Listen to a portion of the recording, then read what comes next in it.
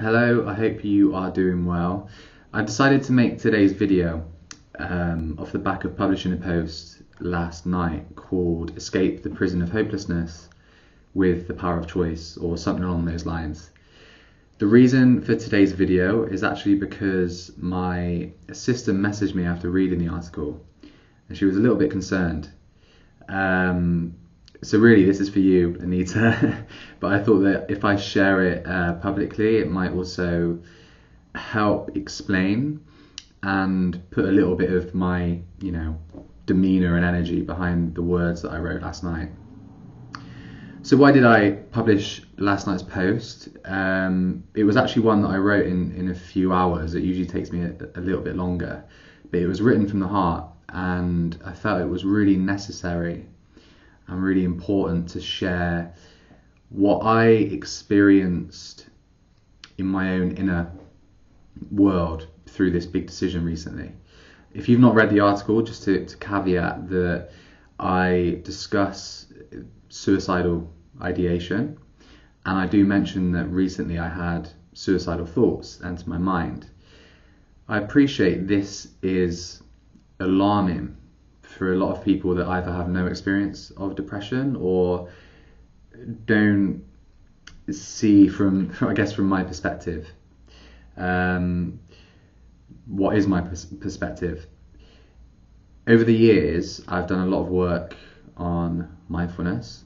I've done a lot of meditation, and I've cultivated a sense of refuge and inner peace in a kind of space within me that isn't connected to thought.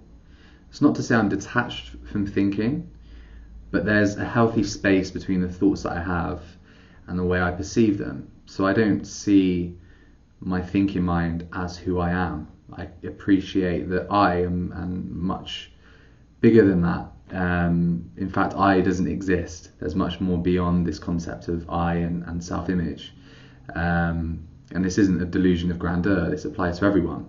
Once you cultivate spiritual practice and you begin to see the true human potential and what lies beyond in moments of stillness, thoughts that pop in the mind really lose a lot of their significance. And I'm talking of the kind of thoughts and the kind of thinking that is linked to the monkey mind, and it's linked to, the inner critic, or it's linked to just racing thoughts that kind of pop up from nowhere. And we don't really have much of a choice over where these thoughts come from. And naturally, I didn't consciously choose to have thoughts pop into my mind along the lines of suicidal tendencies. I also am conscious that I don't want this to come across as a trivial way of approaching these thoughts, because it really isn't. So I just want to share my perspective on this.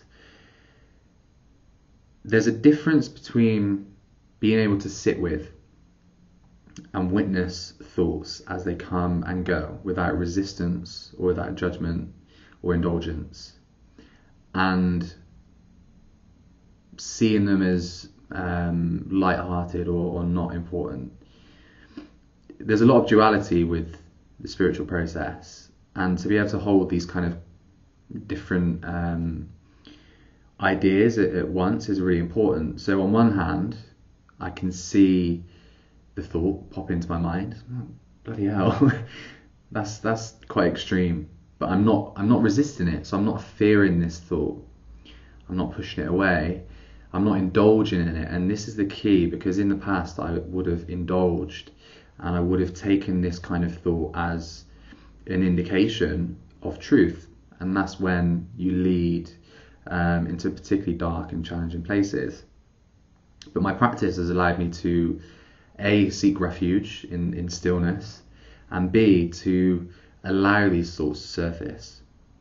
So it's quite an extreme perspective to view these kind of thoughts in this way, but it's just part of my spiritual practice and spiritual technique.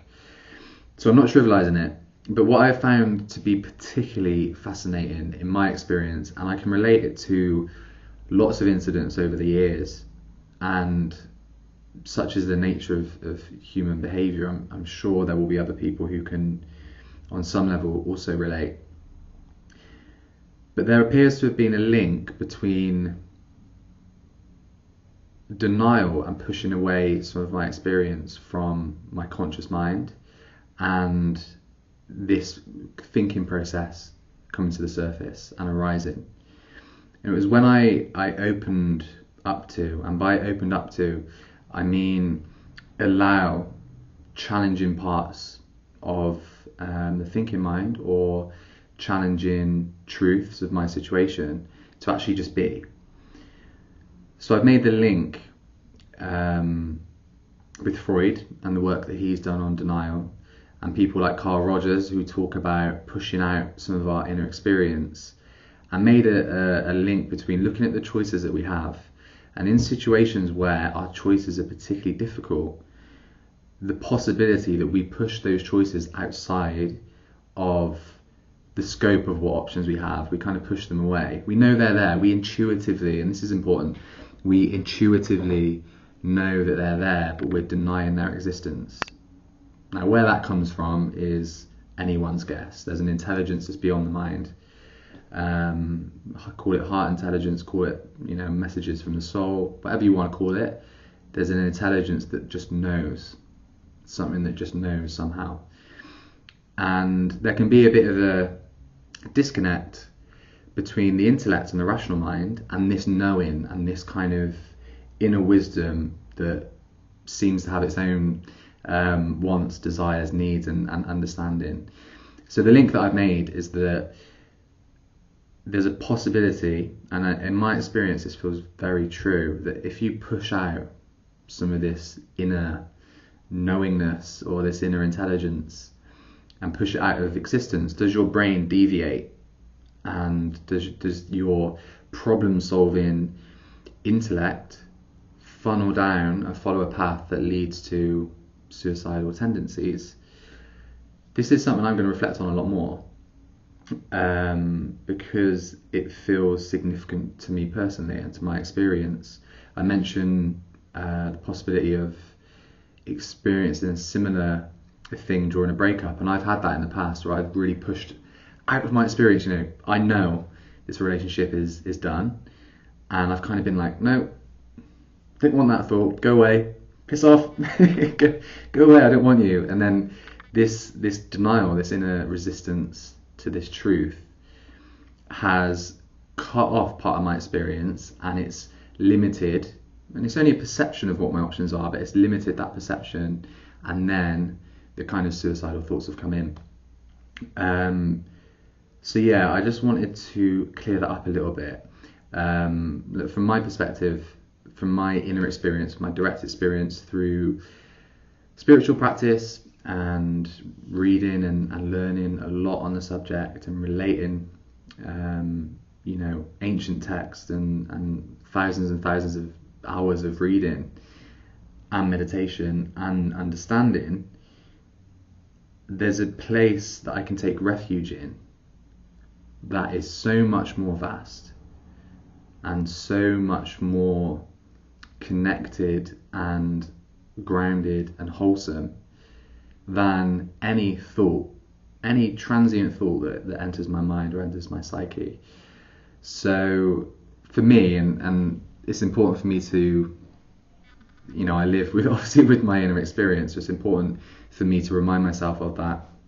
But when I casually mention these suicidal tendencies, they're more just thoughts that pop into my mind, and I kind of acknowledge them and see them as they are and go, that's interesting.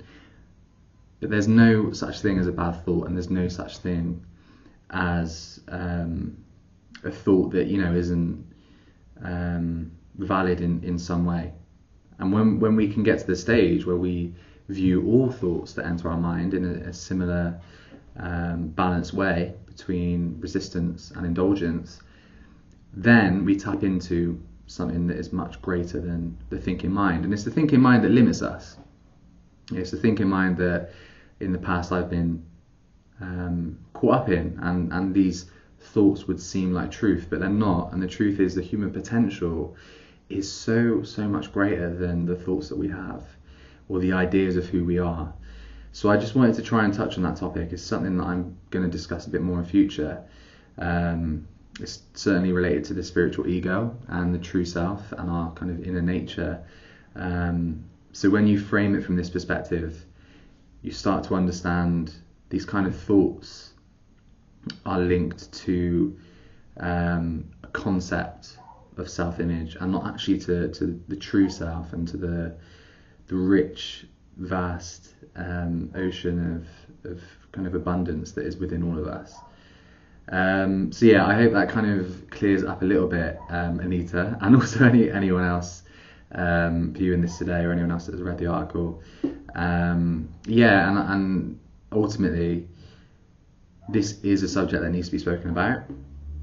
It's a subject that needs to be normalized, and it needs to be taken into a realm where we can discuss it openly, because it kills people. And I mentioned in the article that 10 million people in America last year seriously contemplated suicide.